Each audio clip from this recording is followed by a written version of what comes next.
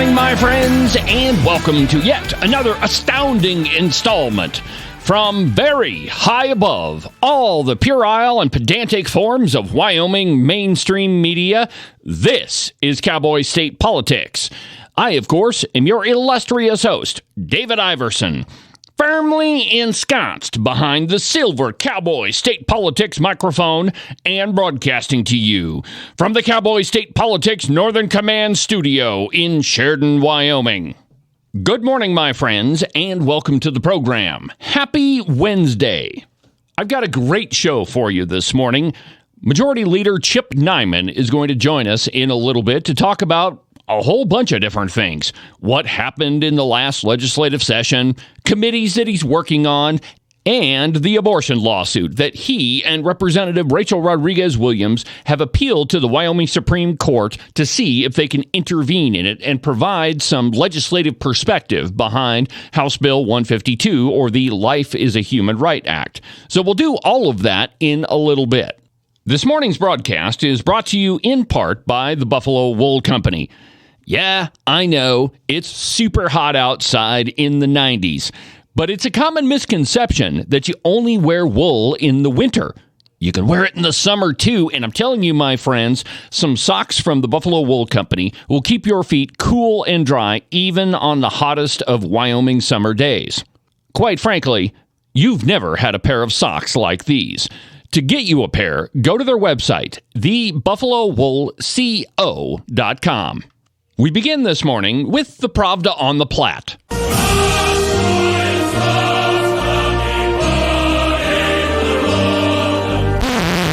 In an article written by Maya Shimizu Harris entitled Wyoming GOP Censures Representative Cyrus Western, my only response to this is, it really took you guys that long?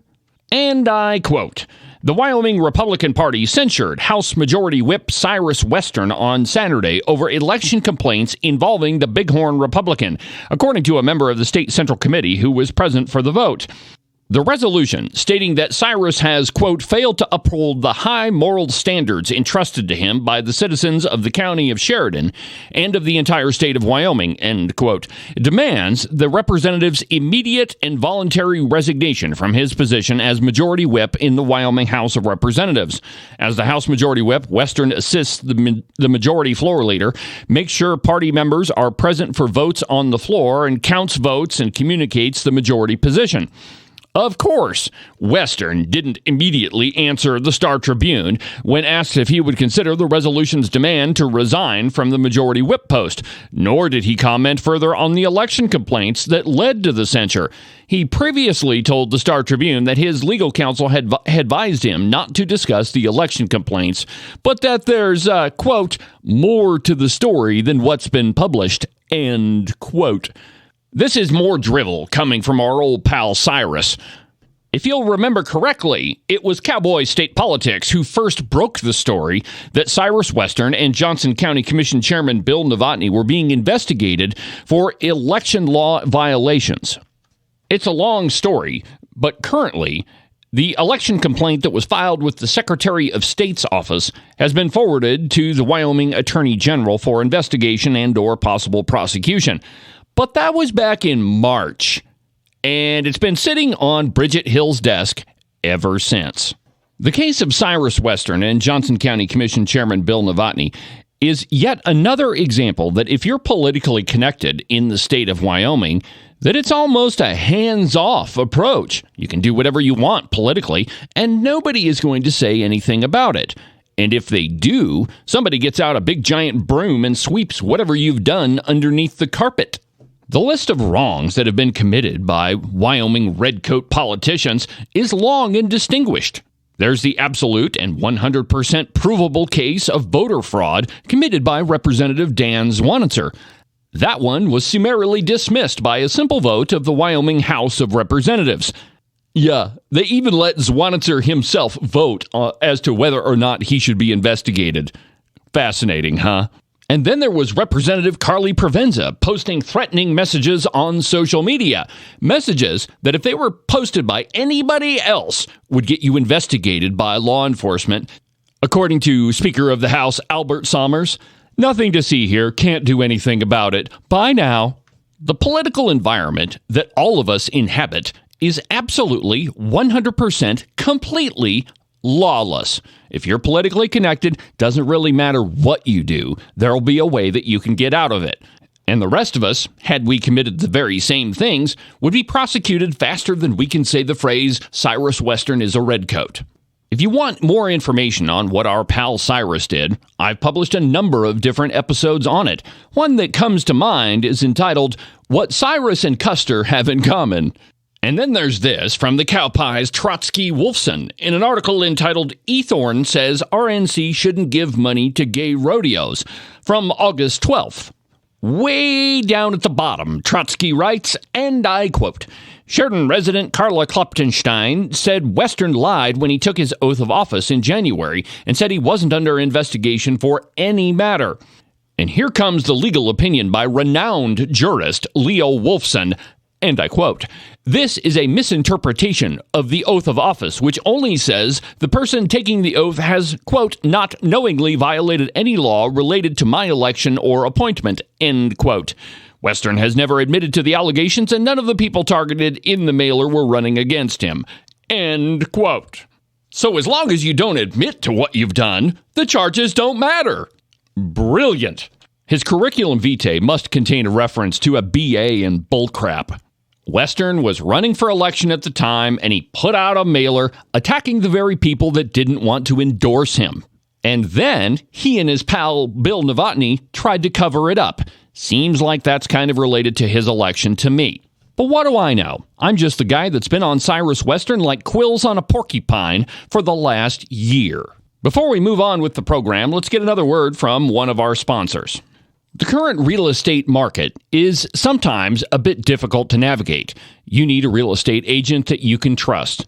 Rebecca Bextel at Compass Real Estate is that agent.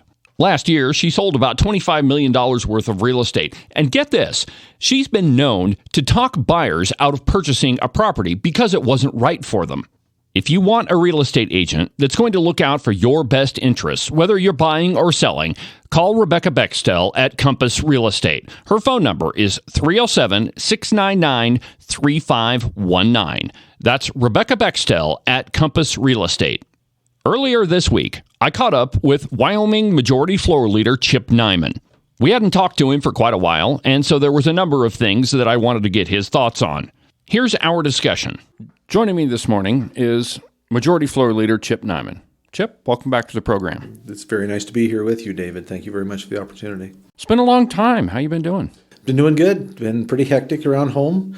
Our situation was putting up hay, as with everybody else in this area, has been a little bit challenging, but love the moisture. The moisture's been fantastic, and we are still getting some hay put up. Not always the best, but we're getting her put up. So things you've are got good. 2 cuttings in, or 2 cuttings. We're working on second, and we've got actually some third that is starting to come on now, and hopefully we'll have some warm weather that'll help us to get that put up right. So yeah, it's been a wonderful summer, but with lots of water. In fact, I've told lots of people that the next person that tells me, yeah, but we need the moisture, I just want to throat punch them. Oh, don't punch them. Moisture in Wyoming, don't ever. It's okay. It's you okay. Need to see my this cabin, can go Chip. away.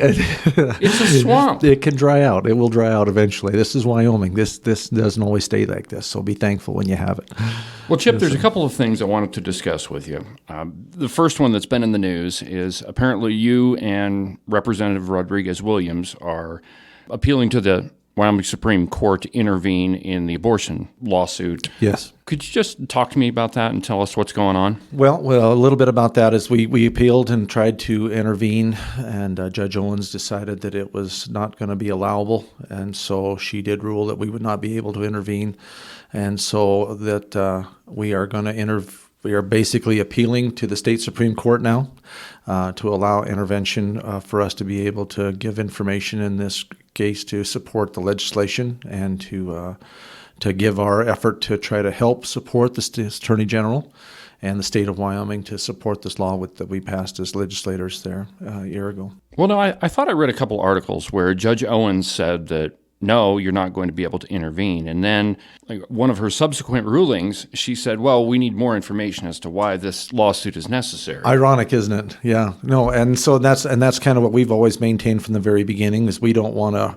try to go against what the Attorney General is doing. We want to support the Attorney General in what he's doing, and we appreciate the work that he's done. But we do believe that we have some information through professional witnesses, OBGYNs, and other information to support the definitions that are in there now that we improved to be able to bring more clarity, we believed, to the legislation versus just the trigger bill.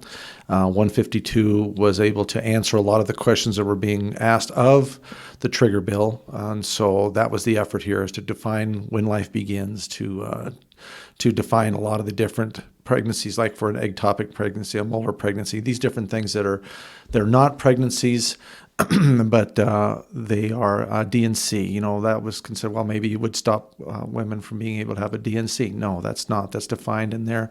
That's not an abortion. That is a health procedure to save the life of the woman. So there's just different things that we did in 152 to try to clean up, to clarify, to make it easier. But it's, to me, in this, David, it has been kind of ironic that one of the issues that they're now, again, using to cudgel us with, or cudgel, however that word is, to cudgel us, is the fact that we allowed exemptions for rape and incest. So that there immediately begins the discriminatory language, is that, well, you know, how is a child conceived in rape or incest any less, you know, human or deserving of, not deserving of life than that one that was just out of inconvenience or whatever else. And so it's just interesting to watch the dynamics of, they'll use whatever, you know, direction they need to try to promote their agenda, but ultimately we are working desperately to bring information and provide that opportunity and help support our Attorney General in that. I have to give credit to my colleague Rachel, and also to our attorneys Tim Garrison and Fred Harrison for the wonderful job they've been doing in Alliance Defending Freedom, and everybody that is in this, and Wyoming Right to Life, and all those folks that are working so diligently to try to continue to support and protect this legislation that is so very critical to.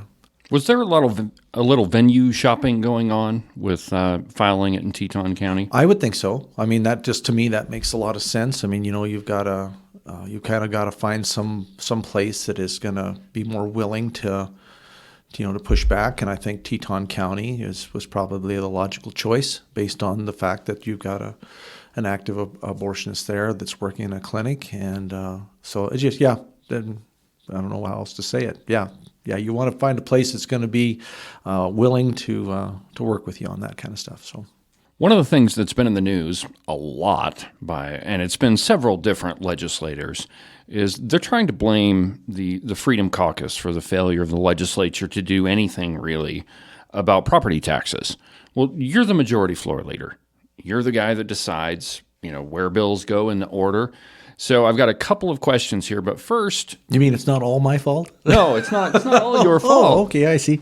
But I've got a couple of questions. Okay. And the first one is, Representative Clark Stith is saying that it's the Freedom Caucus's fault because there was one bill pertaining to property taxes that didn't get heard.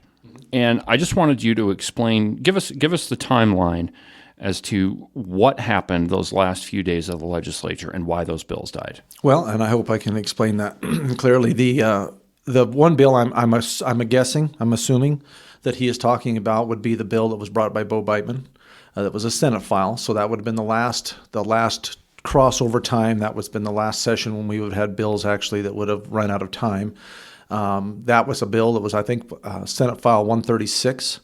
Was, I believe, its number, and the issue that with it is that it came through and out of appropriations that was sent to, because of the fact that it had a financial attachment to it, you know, an issue of it's going to affect financing. So it was sent to appropriations, and it left the Appropriations Committee with a do not pass recommendation. Okay, hold on. So what does that mean? Explain the difference. Well, there's three different determinations. There's a do pass recommendation, a do not pass recommendation, and then let me think here. How's that go? There's three. I had it. It was on the front of my mind there. Now it just do pass fail. Do pass fail.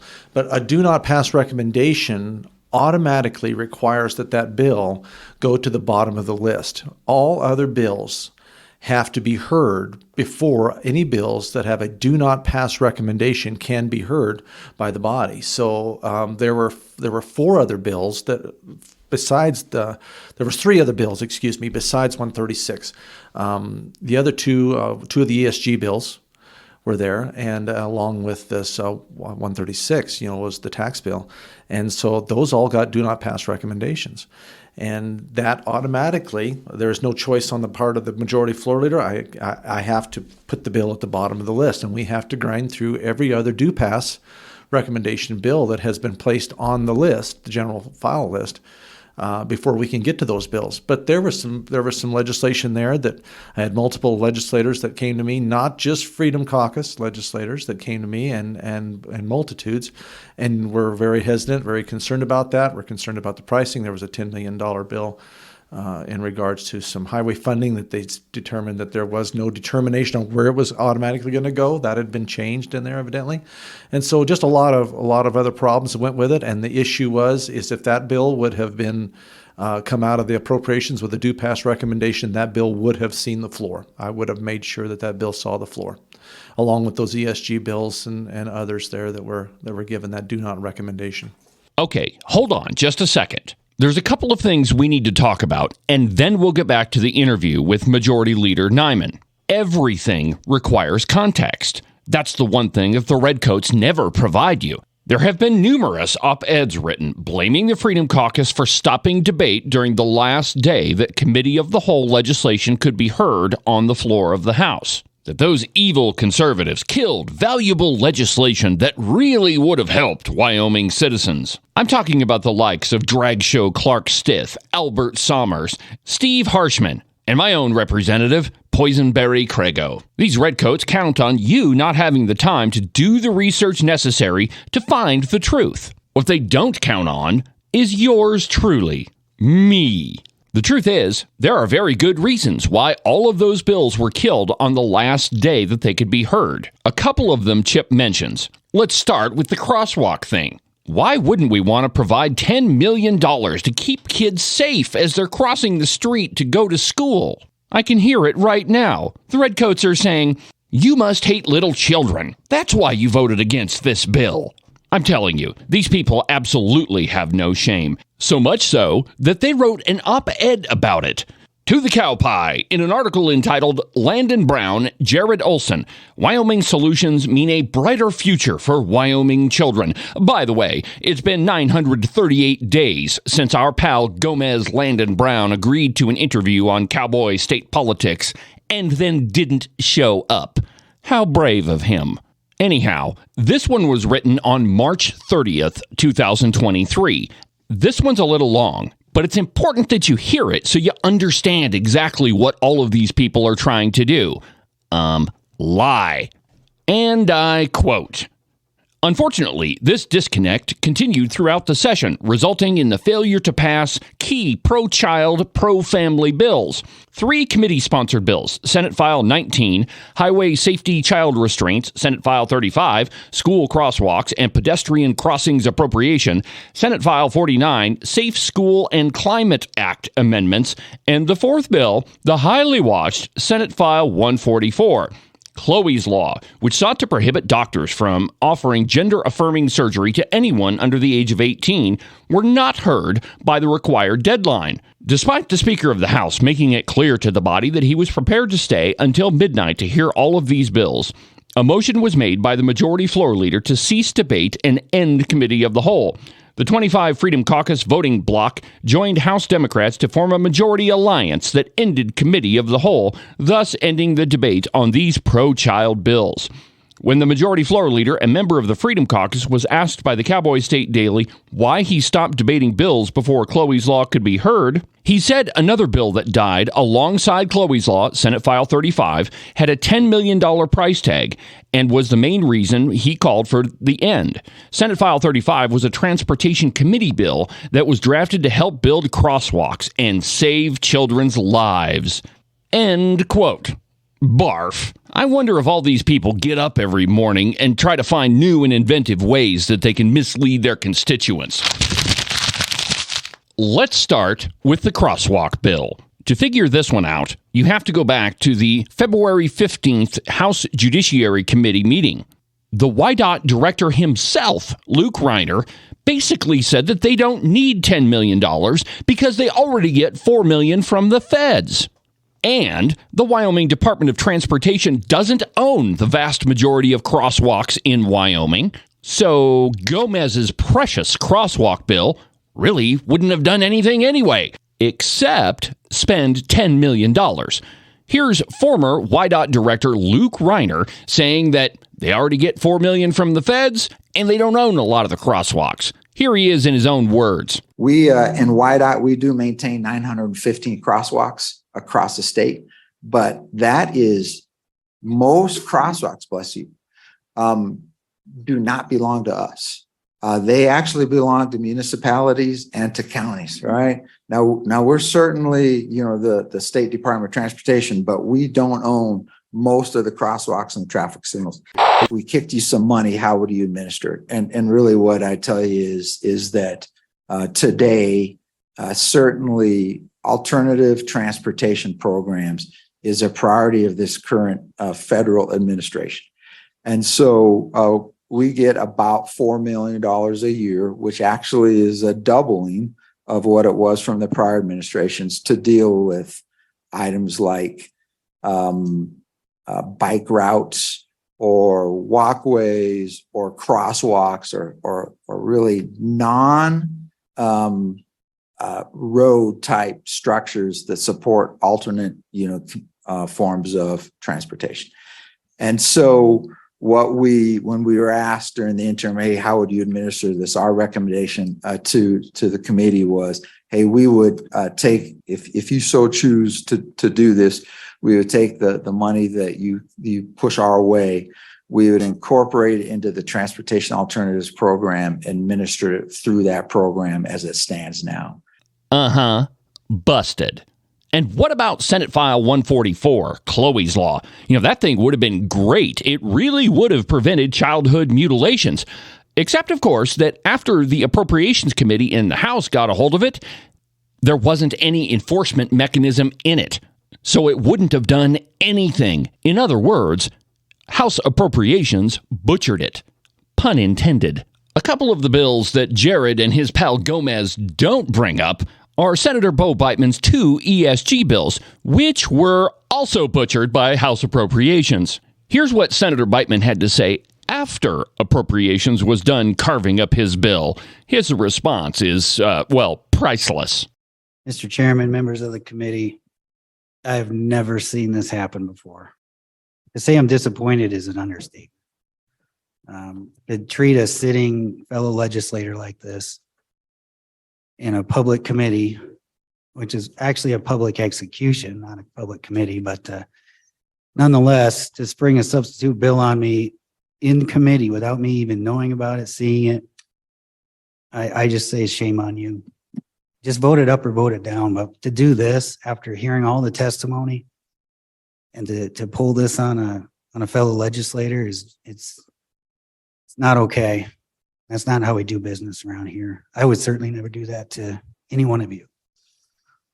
Mr. Chairman, and so that's all I have to say. I don't support this. And if this were to pass, I'd ask that my name be taken off as a prime sponsor. And then there's the property tax bill that died along with all of the others. The one that Clark Stith mentioned in his July 21st op-ed, the one where he called yours truly an amateur. That one had an $84 million price tag on it. So while the bill really would lower your property taxes for 3 or 4 years, they'd get that money back on the back end in other taxes, $84 million worth. And the icing on the cake was Medicaid expansion.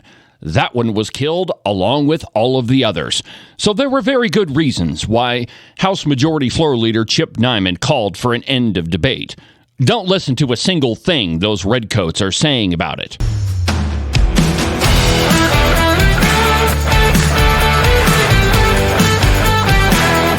We'll finish up with Representative Majority Floor Leader Chip Neiman in just a second. But first, An absolutely obscene profit timeout. Cowboy State Politics is brought to you by Morton Buildings. If you're in the market for an outbuilding or a garage or a barn or a roping arena or even a giant warehouse for your business, the two guys you should talk to are Nick and Jesse at Morton Buildings. They're the experts in metal building construction. They've been doing it longer than anybody else, and they definitely do a much better job than anybody else. You'll receive a 50-year warranty on the foundation, which is something you're not going to get from any of their competitors. So it doesn't really matter what type of building you've been thinking about. Give Nick and Jesse a call. Their phone number is 307-674-2532, and they'll handle all the details. Again, their phone number is 307-674-2532, or you can check them out on their website at mortonbuildings.com. It's Wednesday, and you know what that means, don't you? Gun of the Week time from Gun Runner Auctions. The gun of the week is lot number 140. It's a Browning Satori Field 20 gauge over and under shotgun. It's got 26-inch barrels that have bright and shiny bores on them. The bluing on the barrels is 98%, and there's some light receiver and grip strap blue wear. The stock is made of European walnut, and it's nicely figured with some hunting marks and a comb pad with Velcro fasteners. There's some glue residue on the stock, but it's nothing to be concerned about. This is a nice upland shotgun or a clay buster. It's a beautiful shotgun, and it can be yours. It's lot number 140 at thegunrunner.com. New episodes of the program are published every Monday, Wednesday, and Saturday morning. And don't forget about the live episode, which begins every Thursday at 10 a.m. You can find the link at cowboystatepolitics.com or on the Cowboy State Politics Facebook page. You can listen to the podcast on any of your favorite podcasting apps. iHeartRadio, iTunes, TuneIn, really any of them will work. But the easiest way is just to go to the website, cowboystatepolitics.com. There, you can find all of the shows, as well as any of the articles that I might bring up during the course of a program. If your name is Sleepy Joe Biden and you're dumber than a box of rocks, well, you can go to cowboystatepolitics.com, pull up an article, and educate yourself.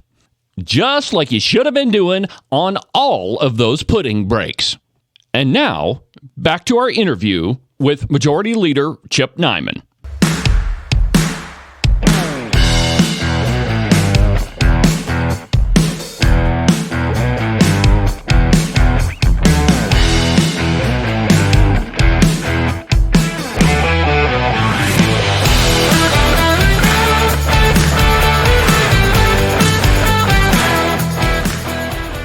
How many bills have come out of appropriations with a do pass fail in the last, 5 or 6 years? You mean a do not pass? Yeah, do not pass. A do not pass recommendation. I did a little research there before we got out of the session there and had LSO go back through, and they checked back for the past 20 years. And in the past 20 years, from what they could see and what they could determine, what records that were there have only been 5 bills that have come out with a do not pass recommendation that come out of that. And one was last year, and that was crossover voting. And the other 4 this year. And so it's kind of just been in the last basically 24 months that we've had those recommendations coming from the committees that force a bill to the bottom of the list, which requires hearing and talking through and working through all the rest of the legislation before it. So, how many other property tax bills did you? I don't want to say allow to get to the floor, but how many property tax bills were heard? Did you put high on the list so they could go through the House? Well, anything that had property tax was going to work on property taxes all got heard. The only one that didn't was that one that had the do not pass recommendation come from the Senate. The property tax, some of those was the for veterans and for the elderly. Some of the breaks, I wish that we could have gotten the homestead exemption, come out, but a lot of those bills that were going to have something to do that would have been able to make some tangible difference and could have been worked, never made it out of the Revenue Committee. And so that was the big issue, is that a lot of those bills, died before they could actually get to the general file. The one that did was the one that was kind of reworked that then became the fourth class of tax, that we're looking at as a constitutional amendment that we're going to put before the voters. And that did come, and that was reworked, and that was actually started out, I believe, as basically an exemption or a property tax break for folks. But then that was reworked, and Representative Storer was integral in that, in reworking that around to a fourth class of a determination. Another issue I wanted to get your thoughts on is this proposed Mormon church over in Cody. Now, you're pretty active in your church. You're also a member. Try to be. Well, to your credit, what are your thoughts on it? I mean, the Mormon church, they have this proposed building with a pretty high steeple. It ran into some problems with their planning and zoning board. I just wanted to get your thoughts on that whole situation, if you've thought about it. Well, I guess I hadn't really thought about it. I hadn't really put much thought into that. I guess to me, at first blush, I guess my thought is it's a local control issue. I mean, that's a something that is there to be determined by the folks in that community. I mean, I think it was kind of interesting. The first time I ever went to Hawaii with my wife, we won a trip years ago to go and stay at a place in Hawaii in Maui there, and I thought it was so interesting as we lit. None of the buildings were higher than the palm trees. And I'm like, this is interesting. When you fly into here, you can't see any buildings hardly. I can't remember, we flew into Maui there, Kanapali or something like that, or I don't know whatever it was, but it was just interesting to me. And I said, why do you guys not have any? He said, well, we passed an ordinance. The locals passed an ordinance say that no building could be higher than a palm tree, just to keep the aesthetic view or whatever and stuff like that. But that was a local control issue, and I would certainly think this is the same thing. This is something that has to be determined by the people that live there, what they want to do and how they want to have their community look, and I support their efforts to do whatever they think's right for their own communities. Well, and I just finished a program this morning, and one of the comments I made in it was, if it has anything to do other than the building codes, then it's really an issue with the Mormon church. It's not about building codes. And for me, it's just been a fascinating thing to watch, because a lot of the arguments are, it falls within the ordinances, and then the other side, no, it doesn't, because it's got 101-foot steeple on it. So it's going to be... Wow, that's up in the air. That's going to have a red, white flashing light on the top of it to keep the airplanes from hitting it. So it's been kind of fascinating. So you're on your way to the Select Water Committee. Yes, sir. Yeah, I'm headed to Cody. We've got a Select Water Committee, joint committee meeting with the State Water Committee, and we're try to take care of some of these water issues and go through some of the issues we're facing as a state right now, and the projects that need to be approved and some that need to be studied and things like that. So yes, State Water Committee, Cody, be there, come hear and listen and give your input. So is there anything in specifics that you guys are discussing, or?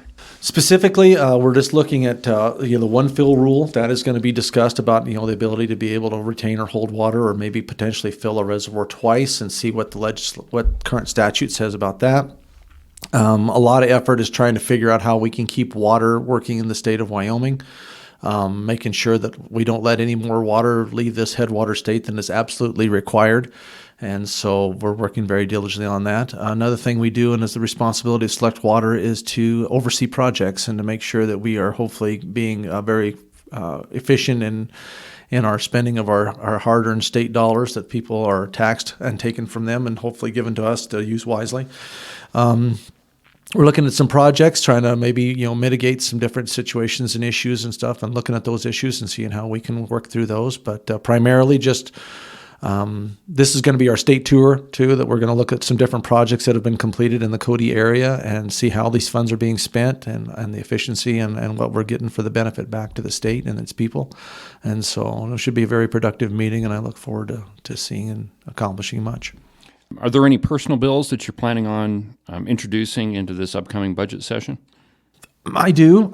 There are some bills here we're working on. I've got some really good ideas from constituents that are looking at some different things. I was working with one of my doctors there in Crook County. He's wanting to put a piece of legislation that would provide some protection to medical students from liability, that if they are there helping and working in a facility as they work and they train and they're trying to get their education, that and I didn't realize this, but evidently, many times when there's a medical student that is there during a procedure or something like that, attorneys and things like that, or different situations, they will try to attach to those young students liability, and it is prohibiting or scaring some students off, evidently. And I'll get some more information on that. But I look forward to drafting and working with the medical community to provide some protections for our young people, so that they're more inclined to stay in and to go for the medical field. That would be a good piece of legislation to see work for education and for our state and our young people. I'll just be honest with you, I'm looking at working with LSO right now on a piece of legislation to look at school choice. I just really believe, and I know it's a point of contention for a lot of folks. They really believe that there's a lot of issues out there that I don't know what the heartburn is about allowing parents to be able to choose where their children are educated. But I just really know that in my travels and the discussions I've had, a lot of folks in this state really support. And as we've watched other states go towards school choice, you think there's multiple states, Iowa, Florida, Utah, Montana's working on a lot of different ones, more school or education opportunity and choice opportunity for parents is coming quickly. And I believe it is well on its way to Wyoming, and I want to look at a piece of legislation, and I'm working with the LSO right now to draft a piece of legislation that I'll present to the legislature to basically take this to the voters, just full transparency. I'm going to bring probably a joint resolution to allow the changing in our Constitution, and to allow the voters to decide if that's something that they truly want to do.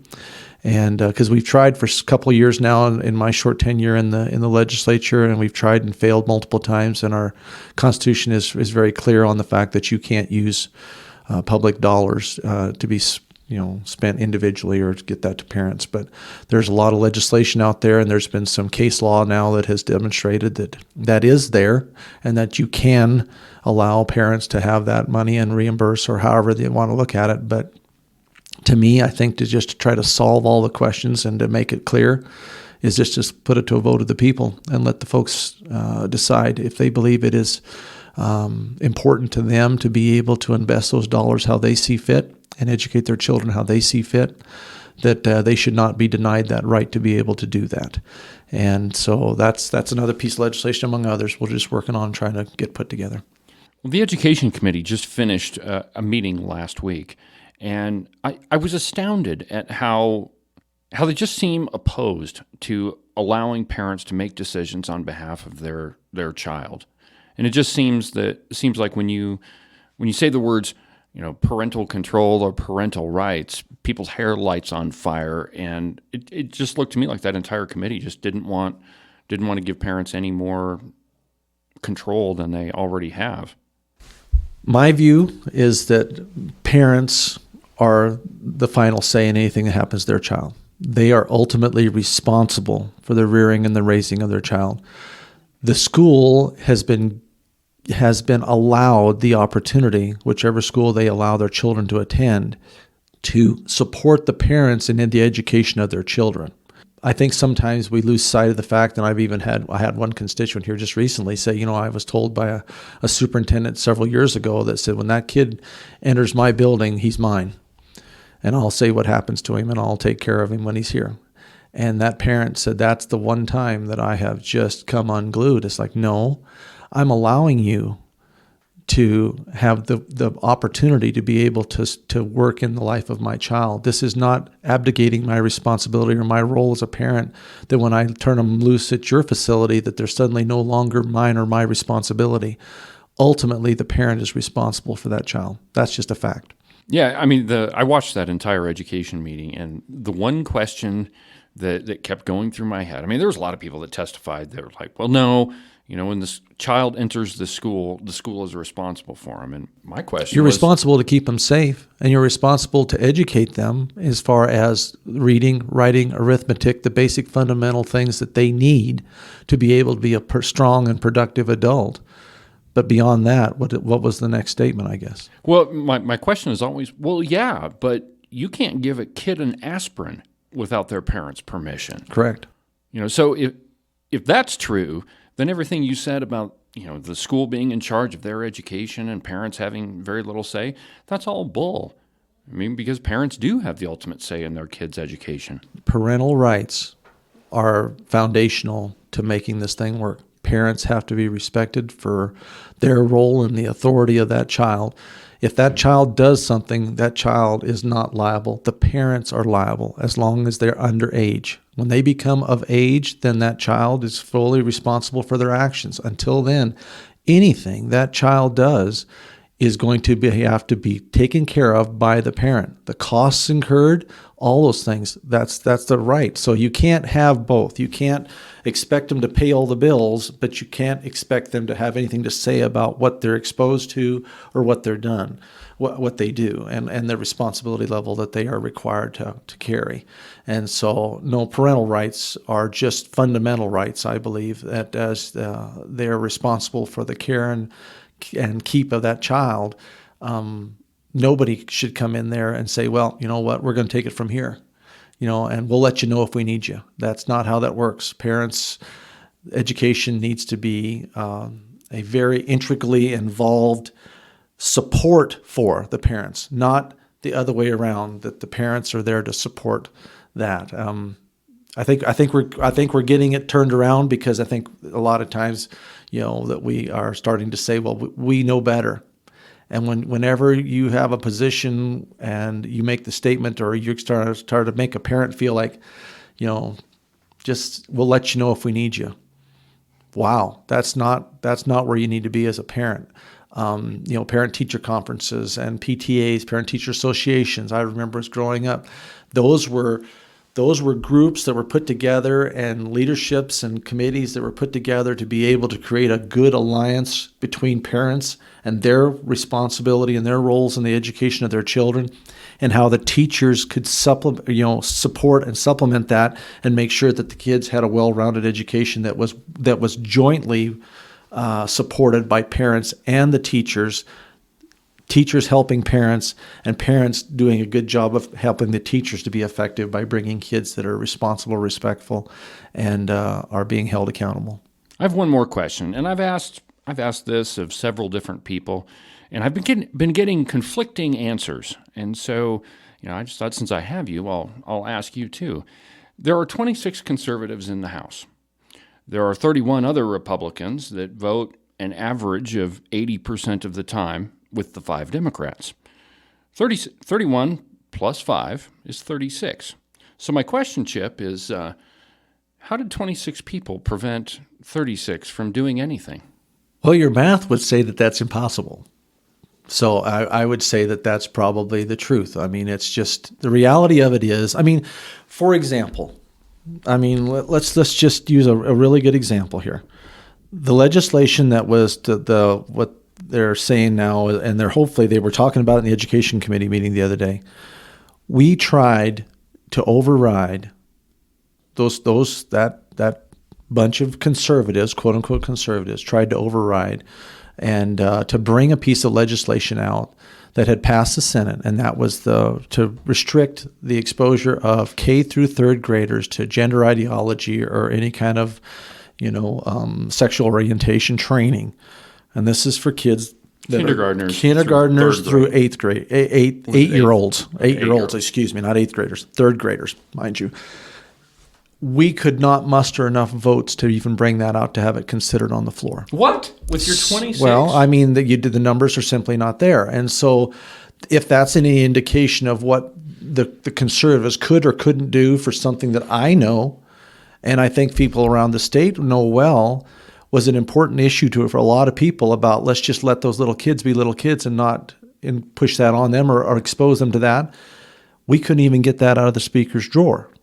So to tell me that we had some ability to be able to stop or to force anything, to me, that's a perfect example of something that I believe, and correct me if I'm wrong, David, and I'd be glad to hear from anybody that says, but I believe, and from the people that tell me it was important.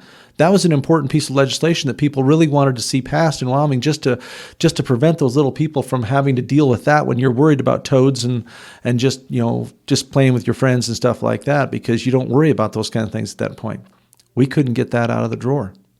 So if we couldn't get that out of the drawer, then explain to me how we could stop or push anything else, because to me, that's one of the best examples of what we have the capacity to do. Well, like I say, I mean, it's there's this narrative going around that somehow the Freedom Caucus stopped the other group of folks from doing property tax relief or anything, and the truth is that 26 people is less than 36. Well, Chip, I've taken up enough of your time. I appreciate you coming back on the program, and you're welcome here anytime. Anytime, David. I thank you for the opportunity and look forward to talking with you again somebody down the road. That'll do it for today's installment of the program. Have a good rest of your week, and we'll talk again tomorrow during the Thursday live episode, which begins at 10 a.m. But for now, from the Cowboy State Politics Northern Command Studio in Sheridan, Wyoming, I'm David Iverson, and this is the one and only Cowboy State Politics.